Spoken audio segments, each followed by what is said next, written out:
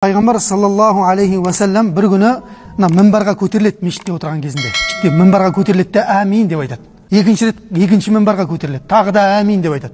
Үшінші минбарға көтеріледі, тағы да әмин деп айтады. Сонда пайғамбар саллаллаху алейхи ва саллям әңгімесін бітіргеннен кейін уағызына Муаз ибн Жабал деген сахаба бар, білесіздер, иә? Бұл үмметтегі ең фақих адам, пайғамбар саллаллаху алейхи ва саллям не дейді? Қиямет күні бүкіл ғалымдардың имамы болып тіріледі дейді.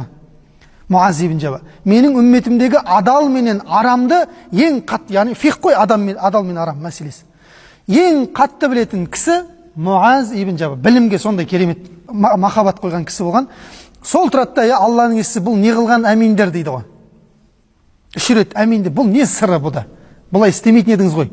Деген кезде пайғамбар саллаллаху алейхи ва саллям айтты, мен минбарға қадамымды басқан кезде Жабраил алейхиссалам келді дейді. Ей Мұхаммед, Рамазан айына кіріп тұрып, күнәлары кешірілмей шыққан пендеге өкініш болсын деп айтты дейді. Рағима анфуху дейді, яғни мұрны жер ескесін деген ғой. Бұл жаман не сөз, андай сөз. Араб тіліне аударғанда бір жақсы емес сөз.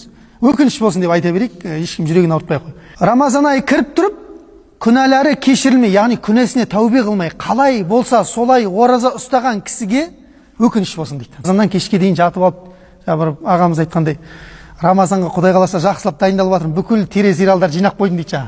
Сериалдар бар ғой ютубтағы, соны алма кезек көріп жатамын дейді кешке дейін, ауызашарға дейін.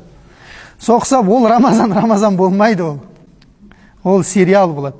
Рамазан айының мақсатын түсіну керек адам. Мақсаты не? Құдайға жақындату ғой. Алла тағала аш қылып не істейін деп жатыр бізді бір ай бойы. Жоқ, Алла тағала бізді өзіне жақындатсын деп жатыр. Адамның қарны ашқан кезде кем кетіктің жағдайын түсініп, Құдайға деген мұқтаждығын сезіне бастайды. Үнемі тоқ жүретін адам оны не істейді? Аперіне алмауы мүмкін. Көрдіңіз бе?